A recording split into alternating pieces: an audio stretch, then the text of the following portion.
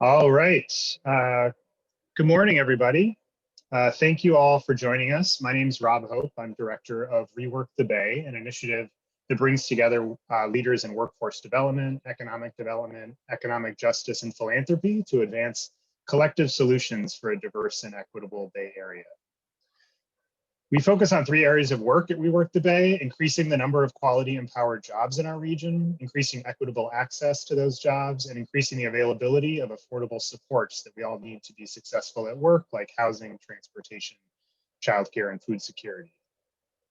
Our goal of increasing equitable access to quality empowered jobs is what led ReWork The Bay to engage our partner, the Insight Center, to conduct the research that provides the backdrop for today's conversation.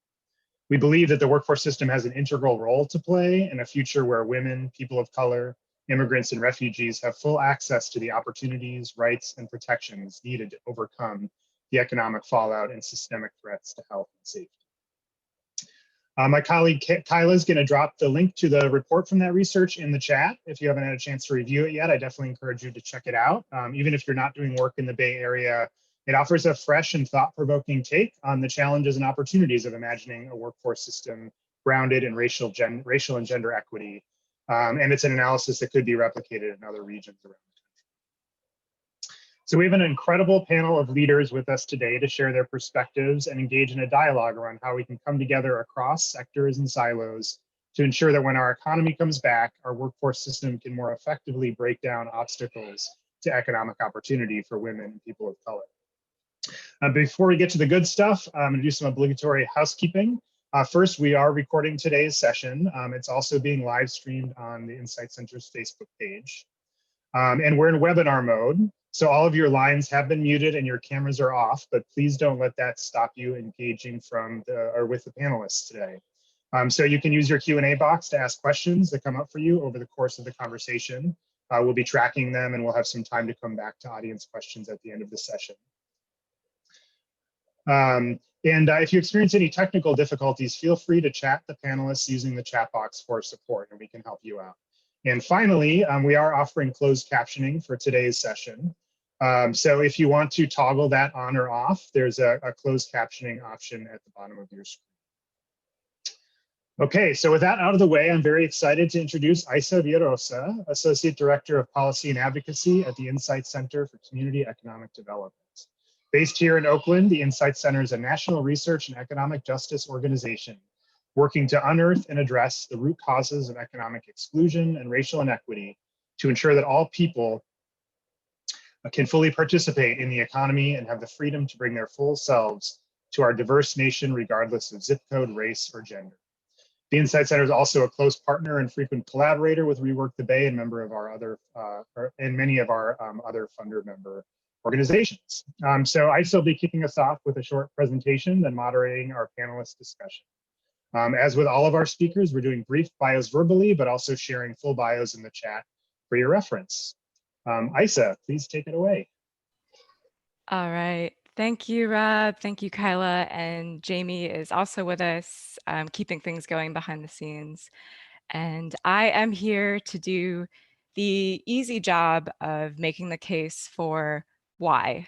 Claire Menson, one of our wonderful speakers today, wrote a few months back that COVID-19 revealed that our field, the workforce system, needs a reckoning. So whether the R word today is reimagining, whether it's reckoning, I say that I have the easy job because everyone who's participating in this webinar, all the attendees, you've done a step and are probably devoting so much of your time to this cause, to reimagining what racial and gender equity, not just in the Bay Area, but nationwide could look like. Here's a quick agenda. I don't want to spend too much time on the why because we want to get to the how. That's where our fantastic panelists come in. But just to start, if anyone out there is tuned into Lovecraft, one of the great shows on right now, it brings us back to this idea of narrative in science fiction. And to quote the wonderful Adrienne Marie Brown, who writes, Science fiction is simply a way to practice the future together. I suspect that is what many of you are up to, practicing futures together, practicing justice together, living into new stories. It is our right and responsibility to create a new world. Next slide, please. So what does this new world look like, and why are we here? To ground us in this, here is a definition of racial equity, but also what does it look like? We're talking about unequal power differentials, and many of you are nodding and saying, yes, I know this in my bones. And yet, yesterday, actually, Pew Research Center came out with a poll showing that while 86% of Black people surveyed strongly believe we have not gone far enough to progress toward racial equity, 42% of white people surveyed nationwide said, no, actually, that's enough.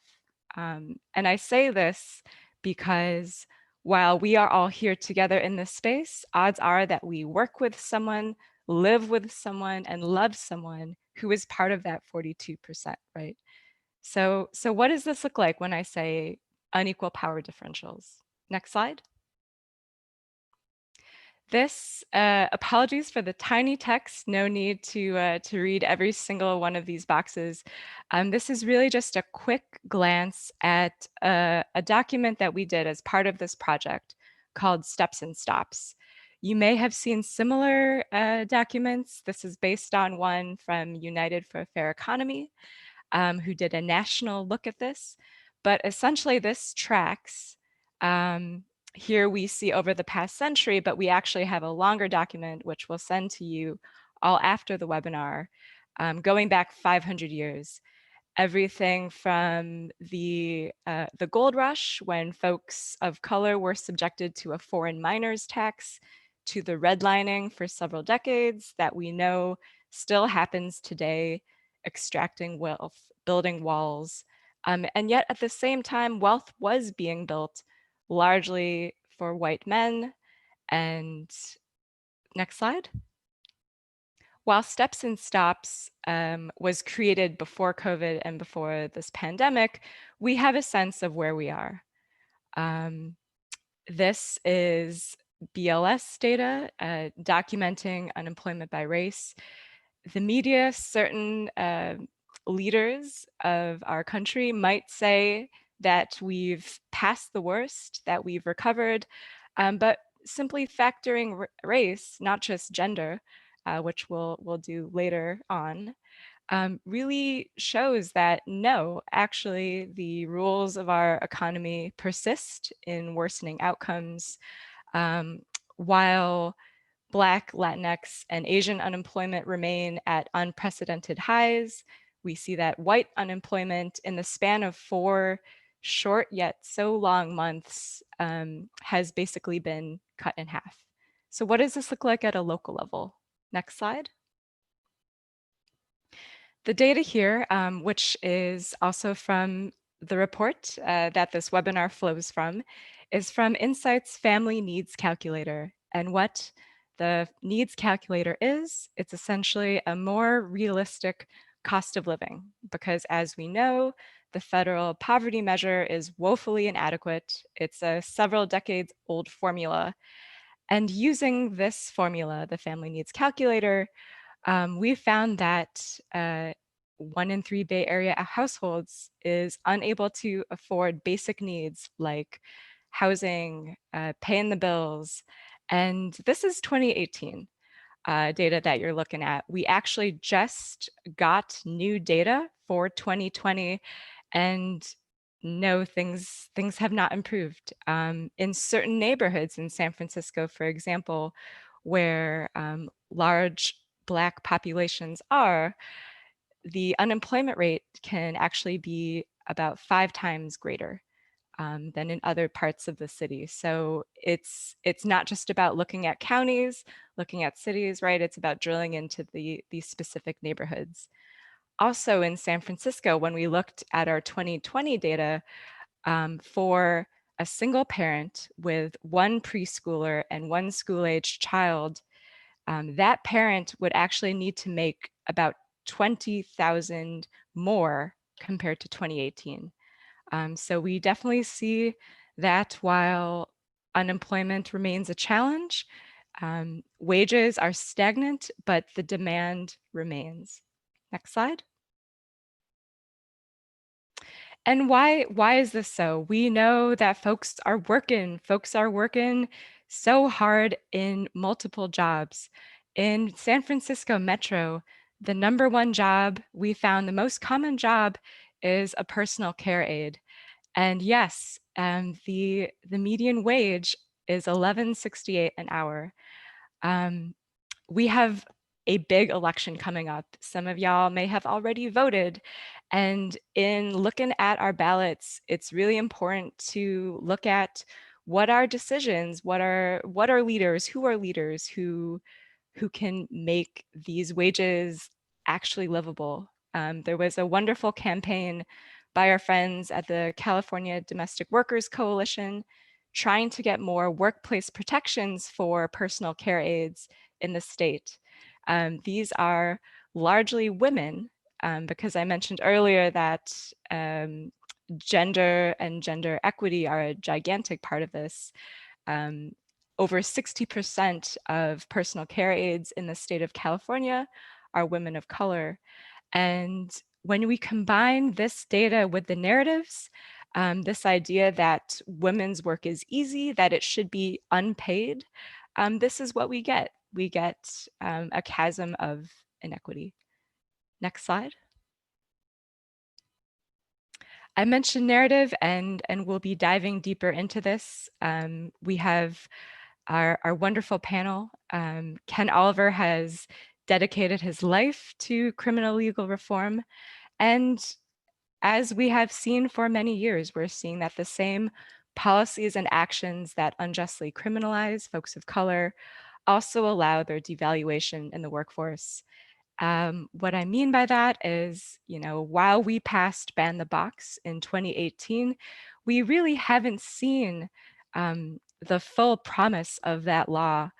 And with COVID, much like the recession, we know that unemployment for folks with a criminal record, in the case of the recession, has been about 5 times greater than the rest of the population. Next slide.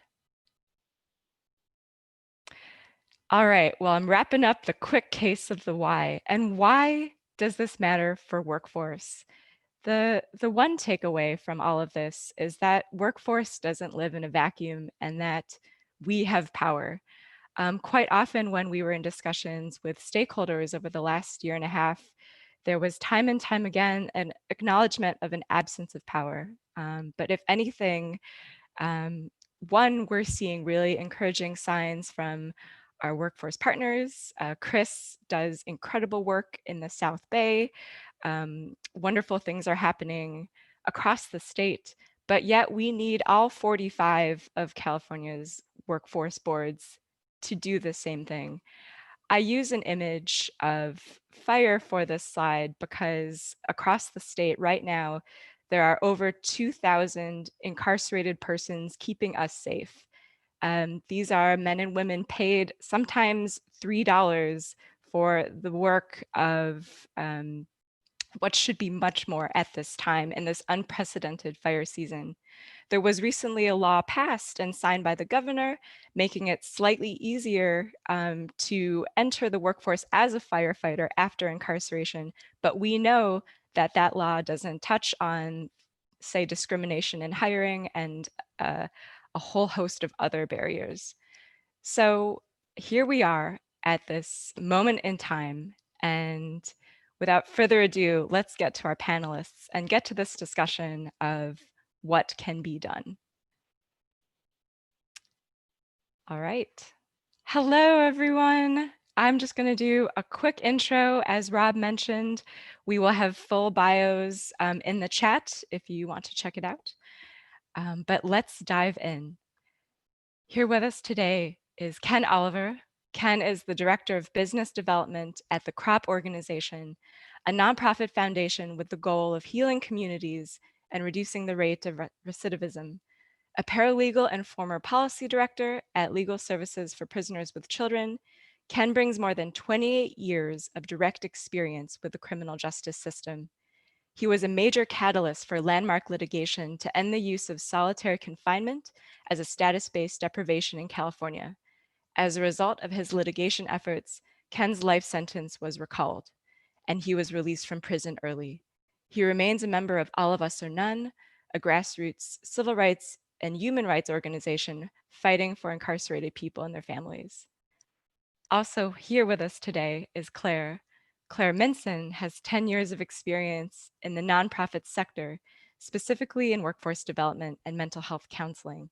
She is the founder and principal consultant at Sandra Grace, LLC, a counseling and consulting firm partnering with nonprofit, for-profit, and public organizations seeking to embed racial equity practices in their organizational, operational, and programmatic activities.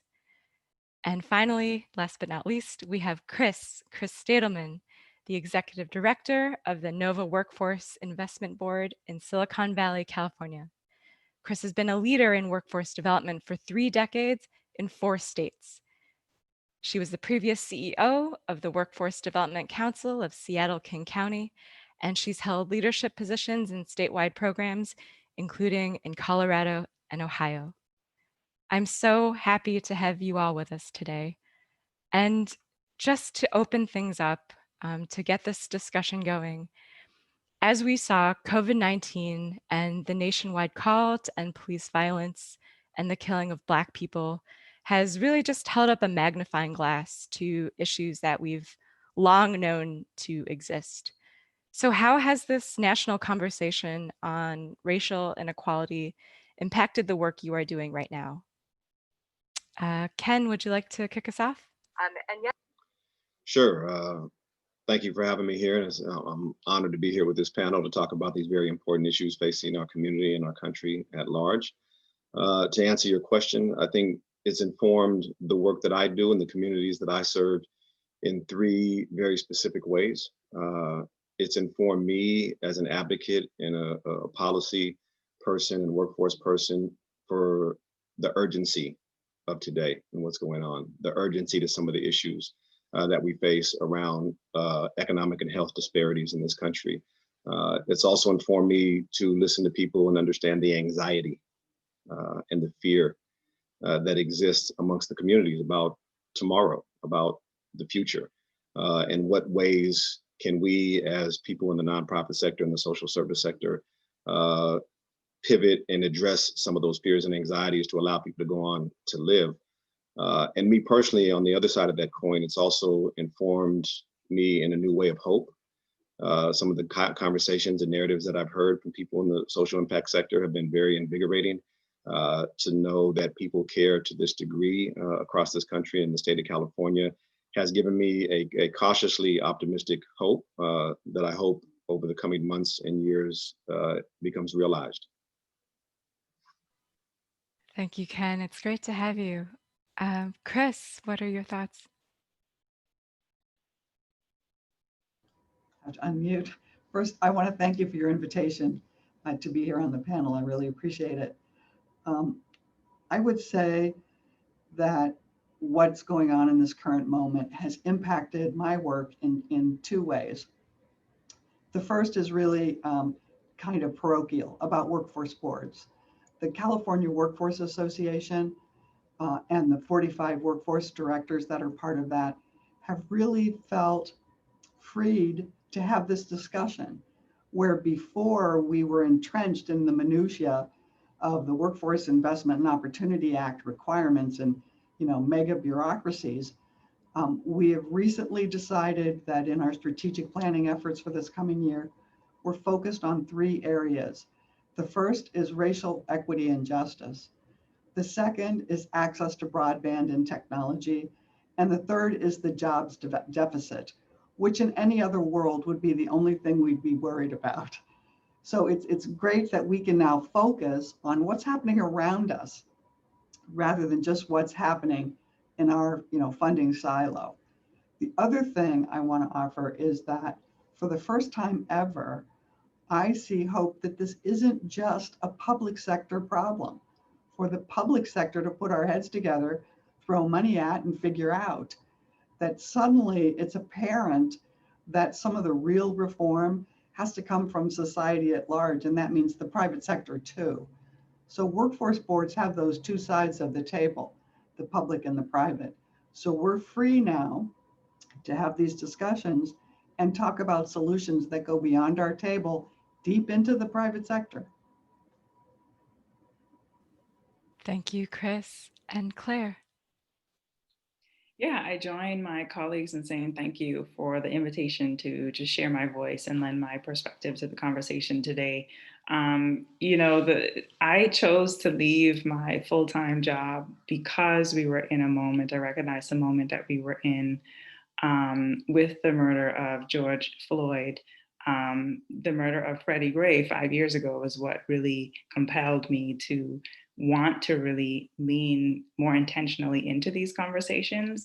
And with a workforce background and feeling like as a workforce, we have a unique opportunity and a very particular role and a responsibility to have more explicit conversations. So I agree with Ken and Chris in that I'm hopeful.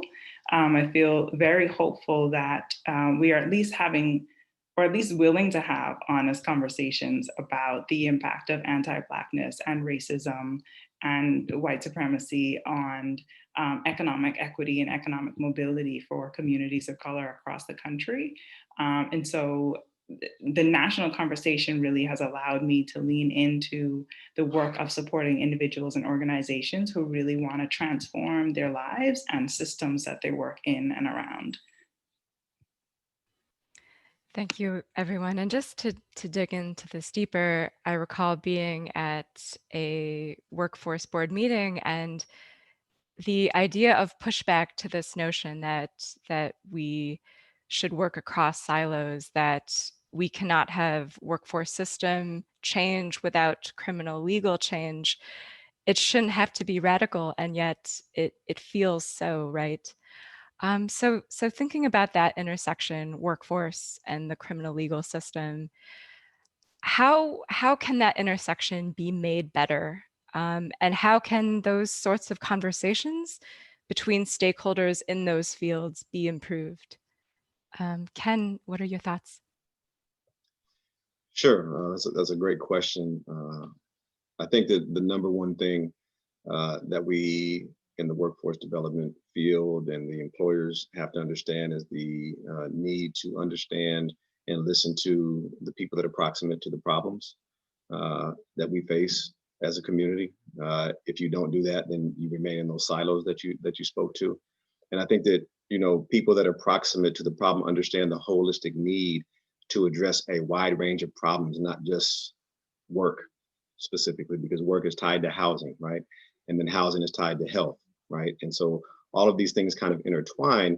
But if you're operating just as an employer at a certain place, then you may not necessarily know that if you're not listening to the people that are experiencing these things. So for us, we believe that there's a three-pronged approach to de-siloing, if you will, these issues. Number one, we have to do a lot of work in the employer development space as far as developing narratives and that they may not have. I think that we also have to counter that at the same time with talent development of underserved populations and providing them bridges and opportunities to actually be reskilled or skilled up, if you will. And then the third piece that is absolutely necessary to both of those things being successful is the policy aspect, right? And what things can we do as a community and kind of compel our legislators to do that help both the talent development of our underserved communities and then also the employer development to give them incentive to create programs, whether they're paid internships or apprenticeships, et cetera, and so forth, to kind of have all of these three things work together to provide people opportunity. And I think that if people focus on providing that opportunity, they'll find that the results, right, or have been backed, by studies in science, that if you provide people the proper incentives and the proper training, people typically want to do well. They're usually the most loyal. They're usually the first there and the last to leave when provided the opportunity. So I think that all three of those things kind of have to be thought of together, and you can't think of one without the other. Otherwise, we're going to continue to repeat some of the same systems that we've been experiencing over the last decades. Absolutely. So it's not just about opening of the door, but which door. And yes, thanks for mentioning apprenticeships, because we in this big old state, 6% of all apprentices are women, and that is only a slice, right? It's like where does the apprenticeship lead to, and so on. Claire, I love that you bring a mental health framework to this, and with that comes this need for empathy and for EI in workforce and in criminal legal reform, right? We see that these harmful narratives are so stubborn and persistent. So same question to you in your work, how can we drive these conversations so that things are more integrated? I think we have to recognize, like Ken mentioned, that the way that structural racism works, let me frame it this way. The way that structural racism works is that it is a kind of cycle of all the systems working together in order to oppress and marginalize groups of people. And so if we want to undo that system, then we have to do like the system and all align and work together and stop thinking that it's one group's responsibility over another group's responsibility, or thinking that the issues that are impacting people are happening in silos, when we know that that's not happening, right? Because the economy tanked, people are losing housing, their mental health is suffering because of the pandemic, right? So like, we as individuals have a whole life. How do we think about our systems really as supporting the whole life of people, and recognizing that if we want to undo an unjust system, we have to look at the way in which it works. And the way in which it works is that all of these systems align and work together to economically oppress groups of people. And so if we want to undo that, then we have to align all of the systems with a racial equity, anti-racism framework, so that they can undo the economic exclusion or oppression of folks. And Chris, the first time we chatted, we were talking, and you were in your office, and here you are in COVID-19 in your office, out there with your staff doing the work. Of the many urgent needs facing the folks you see every day, what is the most urgent need of the communities you serve that the workforce system can address? Well, I would say that today, what we hear from job seekers more often than anything else is health and safety. And employers who come to us who are trying to recruit, to reopen their small business, and they can't find any applicants, it's because they aren't taking care of their workers' health and safety. And people today, although that's running out, still have some choices about where they go to work. And so that has become paramount. But I want to reinforce something that Ken and Claire said about the silos. I think workforce and criminal justice and a few other systems like those for individuals with disabilities have built very thick walls around their funding streams. And they've done it in part, and this isn't a justification, but just a reason, because they've over time become dramatically underfunded and over-regulated. And the only way to protect your funding when you're over-regulated is to make everybody play by your rules. And that has built very thick walls. We get through those walls with individual windows. And that means individual people working inside those systems who are willing to open a window and work with the system next door. We have a lot to offer the criminal justice system, but it's hit or miss based on individuals, whether or not we get a window or a thick wall. Thanks, Chris. And diving deeper, can you say more about the health and safety of folks trying to access workforce services? Well, because essential workers, by and large, are often women and minorities, and people who are most vulnerable to this illness they want to feel safe coming to work. They want an employer who has done what the counties have asked them to do and looked at their safety precautions, looked at their protocols, really require their customers coming into their place of work to have masks. And at the low wage jobs, that PPE needs to be provided by the employer. And by the way, do your employees have health insurance? These are all things you need to pay attention to if you're trying to recruit today, because you're competing against employers who will provide that. So right now, in an economy like ours, where the cost of living is so high, it's not just wages people are interested in anymore. It's, are you going to protect me? Will I have access to health insurance? We can do some things from the workforce side, especially in California, because there's public health insurance we can help people to buy into. But I've suggested to our workforce group that we establish some sort of Yelp rating for employers, that you get a sticker for your window that says, hey, we take care of the health and safety of our workers, in order to show who does and who doesn't, and apply some sort of peer pressure to employers to get with the program. Asa, can I add a little bit to that? Because I think Really? health and safety is so important, but I think we have to make sure that we include, especially for communities of color, that we're thinking about the emotional and mental health of workers, right? And so making sure that workplace culture is not embodying white dominant culture that continues to oppress and marginalize within the workplace workers of color, because that impacts folks' ability to work. And I think one of the things that we've seen is the collective grief and trauma that communities of color and Black people in particular, as we see cases like Breonna Taylor and George Floyd resurface. Every time they resurface, there's a re-triggering of that emotional, and we take all of that with us to the workplace. And so making sure when we talk about health and safety in the workplace and benefits, that we're also talking about a culture that is supportive of the whole being of an individual, especially communities of color, as really our country is in the middle of a reckoning itself, and how that shows up in the workplace. So I just wanted to add that on there, because I think having a full conversation about health and safety, we can't do that if we don't really name the impact of toxic and dominant culture in the workplace on workers of color. Thank you, Claire. And that's a great transition into narrative. You know, we've said the word a few times, and Claire, I know you've written about this at length. For all three panelists, we're paying attention to narrative now more than ever. What are some of the narratives you've seen play out in the communities you work with, and particularly around essential workers? And I suppose what I'm asking for is, this is about valuation, right? This is about dignity, and how can we stand paying folks the wages that they are paid without staring those narratives in the face?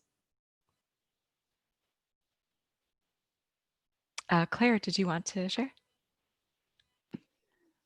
Sure. I think we have to, one, acknowledge that we in our field and our partner sectors, if you will, are using harmful narrative first, right? Like acknowledgement that we are not always using narrative that's empowering and uplifting to communities of color, that we tend to use narrative and language that's oppressive and of the oppressor. And so that's one.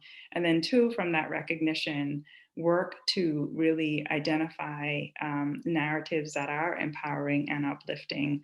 When I think about essential workers, is it that I think it's worth to question, are they only essential in times of a major global pandemic, or are they essential pre and post this immediate kind of pandemic crisis? And if we all agree that they have always been essential, then what does that mean for how we treat them, how we pay them, how we support them, and how we talk about their skill set? Because I think there's a dominant conversation around a lack of skill set that workers who are now deemed essential have always had, and what's required to do those jobs. I like to use the analogy of the undercover boss, because every time we see the CEO go to a plant or somewhere where there's a frontline worker, it's always evident that that frontline worker has a skill set that sometimes in many ways it's different from that of the CEO, but that doesn't mean it's less than. And so how do we change the narrative and recognize the skills that essential workers and workers on the front line have, and then pay them accordingly, to the point, value them in a way that we value CEOs and doctors and lawyers, et cetera.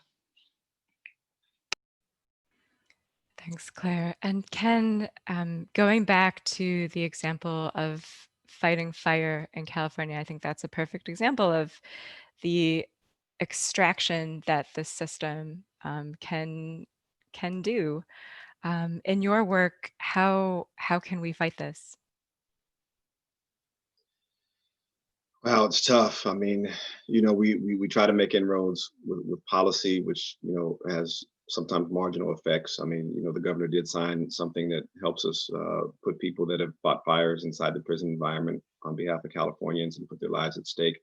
Some pathway to allow people to work for CalFORS, but that still falls short of allowing people to become firefighters. And then there's a long process people have to go through to get expunged records, et cetera, once they are released from prison, even though they didn't have to go through that process while they were in prison.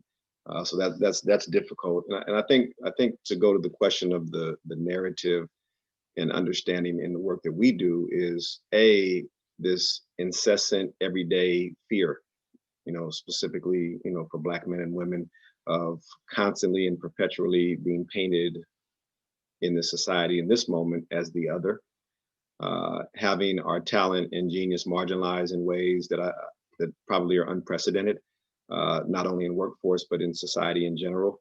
And then coupling that and adding the daily stuff of the pandemic, where we seem to be the first to die as far as proportions, and get sick. And then when you tie that in with the economic and health insecurities, it's a tough road. And that goes to Claire's point about the mental health. I think that's a point that's often missed about how are people able to deal with this anxiety of even walking out of the house and not knowing whether, when you see a police car, whether that is the end of your life or whether there's going to be some person. I was driving on the freeway yesterday and saw on the bridge, there's like 20 white guys with American flags and Make America Great Again, going on my way to Sacramento, flags over the freeway, like waving them frenetically, like they were riled up.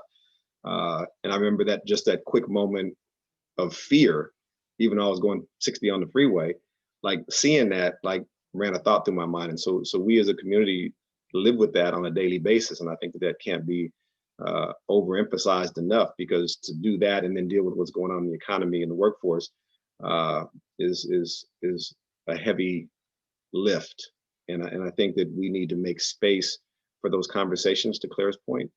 I can't say it as eloquently as she has, but I think that, we have to have room to have these conversations and about how we deal with that, right?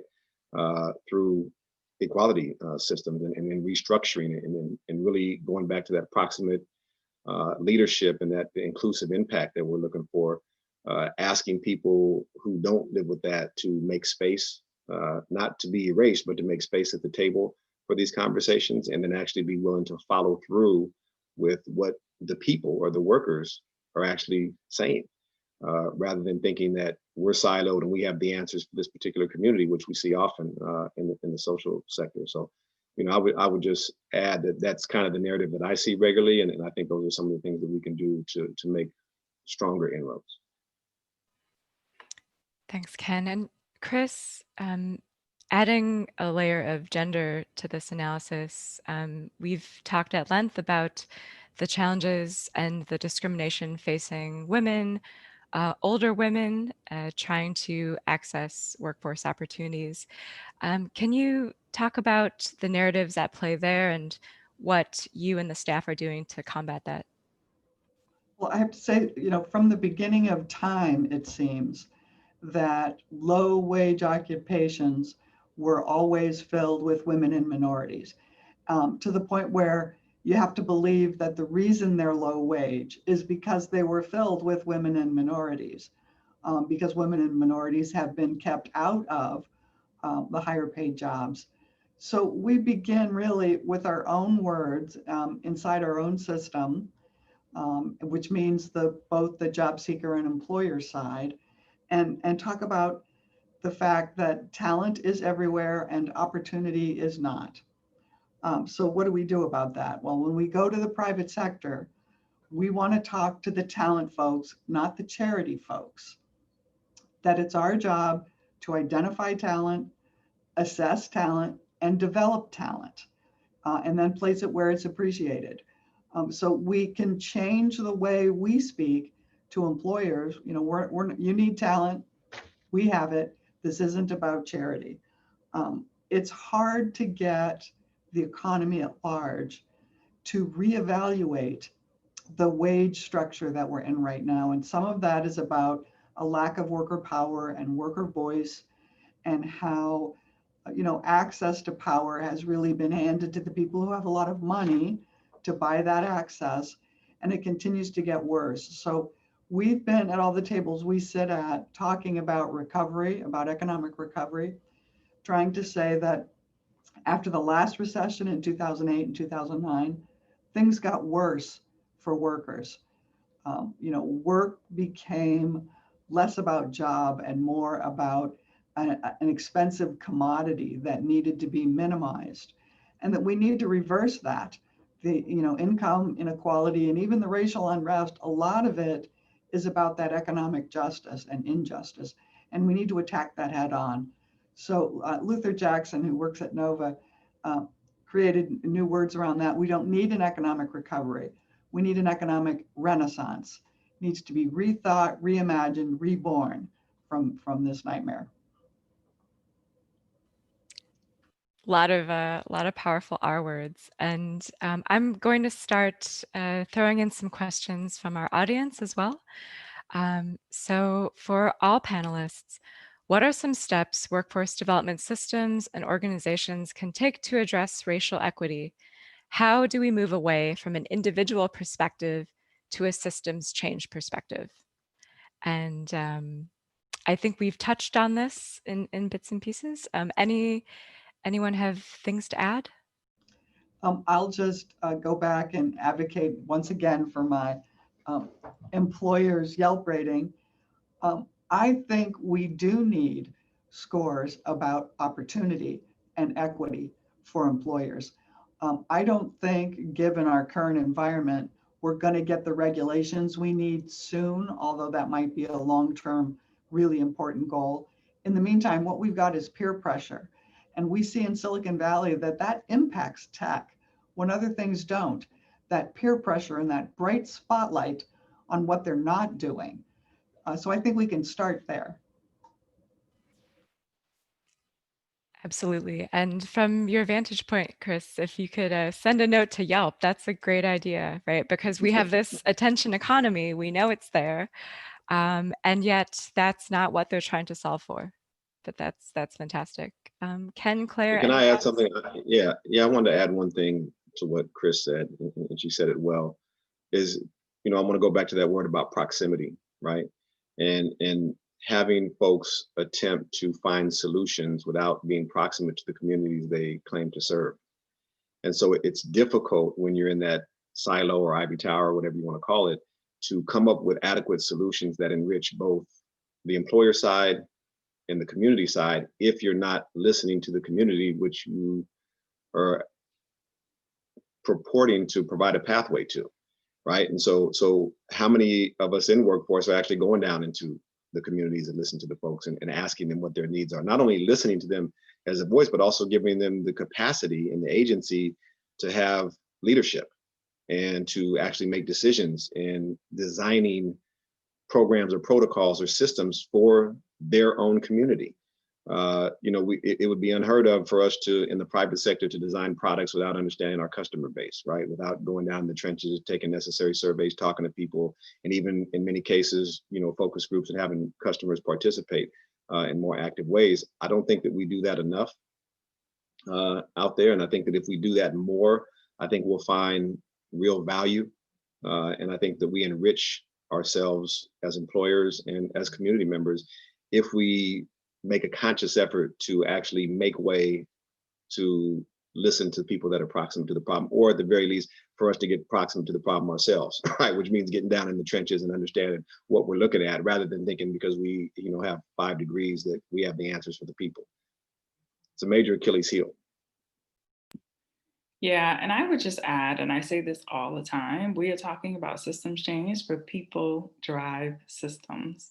And if individual people are not doing their own work to understand how they perpetuate harmful narratives, how they uphold institutional practices that are inequitable to communities of color, if they are not doing that individual self-work, acknowledging bias and privilege and intersectionalities, then their influence and opportunity to change and lead and drive change is going to be limited to where their work is.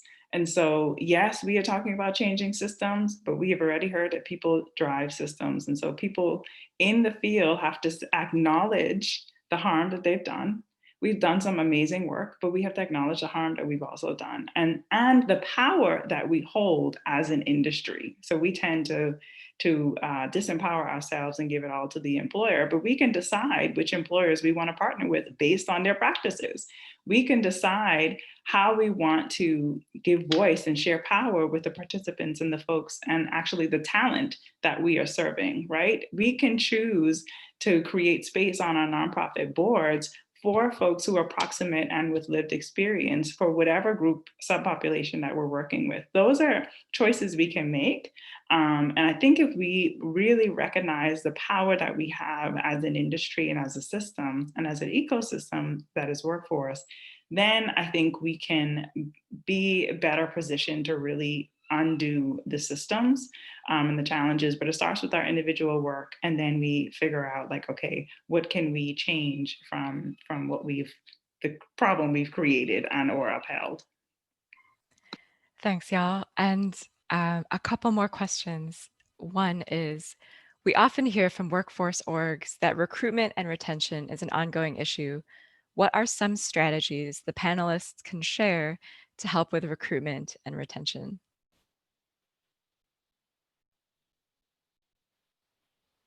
Who wants to go first? I'll take that. I mean, we're involved with recruitment and helping people retain people. I think the number one thing is you have to go down in the field to recruit, and you have to vet people and make sure that people that you're running through these systems are people that want to move further up the worker pipeline. That's very important as mindset in our work. The second piece of that is creating a sense of dignity in the work. And we see it across lines. It's very difficult for people to have dignity and buy into work when the work doesn't seem to be able to take care of the necessary bills on a regular basis. And I'm just speaking as a person that talks to the people that are in the space every single day. So a person doesn't necessarily value or buy in to work when that work doesn't support their housing needs or their childcare needs or whatever else. But typically what happens is when you take that same individual and you provide them a sense of dignity with higher wages, a better workforce environment, more support systems, you find that there's a transformation that takes place in that individual's attitude and perspective towards the actual work, the employer, and the work environment, where people are now invested into something that they deem as higher quality, higher level, and allows them to take care of their daily living needs. People value that a lot more. You can see it in the incarcerated environment. You can see it in the street environment. They're both very parallel. People covet the firefighter jobs in prison because they pay $1 a day versus 8 cents a day, right? And so people are rushing to try to get to those jobs, even though their lives may be at stake, just to get that extra money. And they take value in it. They do hard work. They're like I said, they are the first there, the last to leave. They're very loyal. But there has to be the right incentive, the combination of incentive and environment and support in order to get people to buy in. I mean, this country was founded on the dignity of work.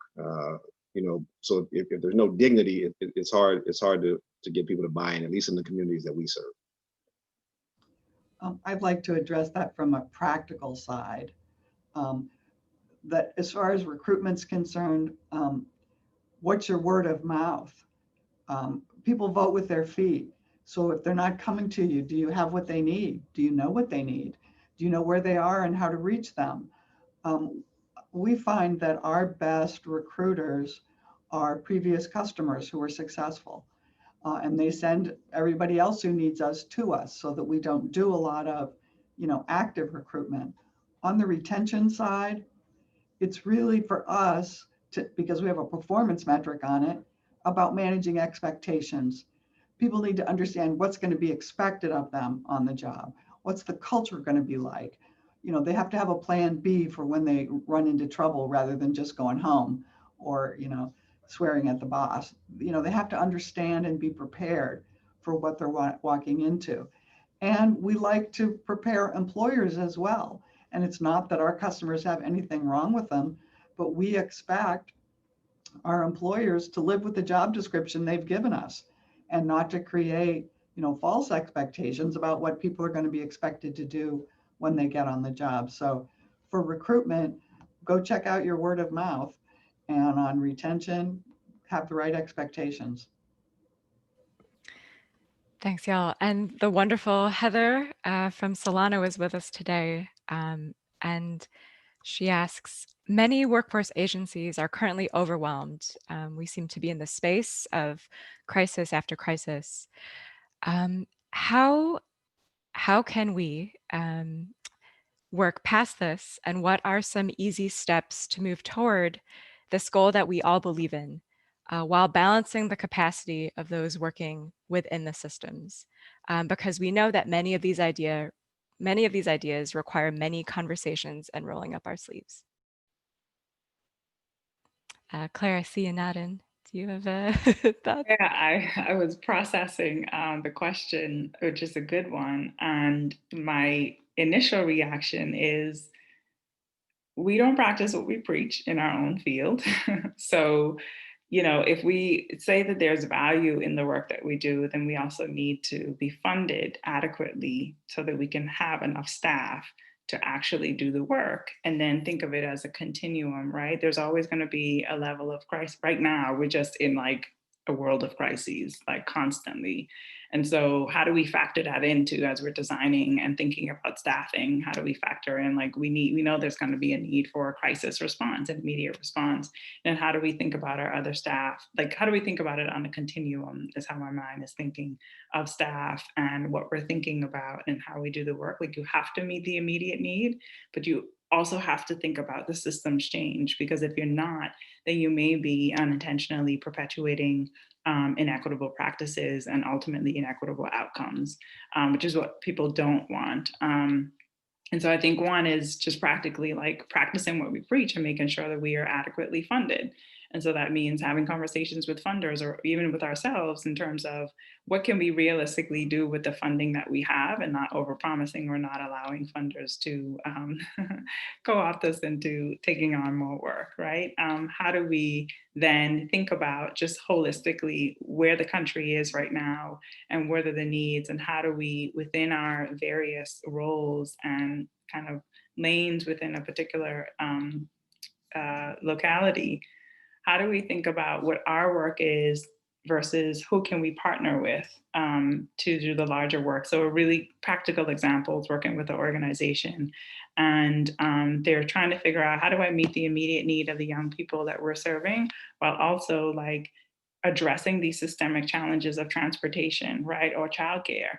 And so they have a beautiful thing called a case management system. How do you make sure that you're documenting, right, every time you have a young person you're serving that has a major transportation issue or a childcare need? And then how do you align with advocacy organizations to take that very real data that you have from the young people you're serving and meeting their immediate needs, to then work with a partner who can work on the policy or advocacy or systems level? And so I think we have to think, like, how can we, back to the silos, how can we get out of our silos? How can we partner with organizations? But also, how do we make sure that we're practicing what we preach and we respect the workers in this field, we respect the work, and we fundraise and fund accordingly to really get the work done holistically? I'm not sure if that fully answered the question, but that's where my mind went. No, thank you, Claire. And I want to be respectful of everyone's time. We have some waning minutes. And Rob is going to close us out, but I just want to say for folks whose questions we didn't get to, we will send out some follow-up materials after this. There will be more discussions, so don't worry.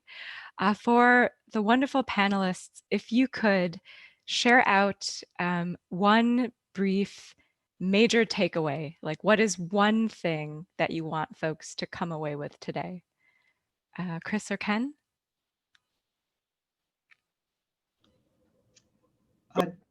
Oh, go ahead, Ken. No, I was passing it to you. Go ahead. I'll go after you. No problem. Okay, this is going to sound trite, I think, but it's don't be afraid. We're in the midst of multiple acute crises that's become a long, continuous, chronic crisis, but we're not in it alone. We're all in it together. And as long as everything's in flux, it's a great time to make changes. I would add to that, I challenge, the listeners, I challenge, funders and us in this space to be more entrepreneurial in our approaches, to dig deeper and find different ways to pivot and innovate in ways that aren't always like the structures that currently exist. Claire alluded to it earlier about funding and structural mechanisms. We know that these structures, even in the social impact space, exist. And I think that in this current time, with everything colliding at the points that it is, we have to, it's our responsibility to find new ways to deal with these new problems. And that requires innovation, that requires a new way of thinking, that requires listening to different people than we've listened to before and stepping outside of our comfort zone. And I think, for us in this work together as a community, it's imperative that we do that in order to find the right solutions. Thanks, Ken. Claire, do you want to bring us home? Yeah, I would add two things. One, you have the power. Be the change you want to see in the world. We all have individual, and as a collective unit, we have collective power. We have to start acting as if we do. And two, in doing the work of racial justice and racial equity, if you are not transforming, then you are not really doing the work. The work should transform you and the systems and people around you. And so that could be a good barometer. So you have the power and be transformed is what I would leave people with. Thank you. So grateful to all of you. And let's bring Rob back on for a quick closing. Hey, Rob. Hi, everybody. I just want to thank all of you, Isa, Claire, Ken, and Chris, for this really rich conversation. It could have gone much longer. One of my main insights I'm taking away from this, in addition to the ones that you all shared, is just the importance of interrogating and reframing some of the harmful narratives that exist around work in our society and our economy, and how that can make all of this work more possible. I also want to thank the amazing team working behind the scenes to make this webinar happen. Huge thank you to Jupa Bhattacharya from the Insight Center, Kyla Tolentino from ReWork The Bay, Jamie Brook from the San Francisco Foundation for all your work planning and orchestrating today's session, and Suzanne from Transcription Star for providing our closed captioning today. We will follow up with an email to share slides and a recording of the session, as well as contact information from the presenters. And just really thank you all for joining us today. Wishing you all good health and connection in the days that come. Have a great day. Thank all of you.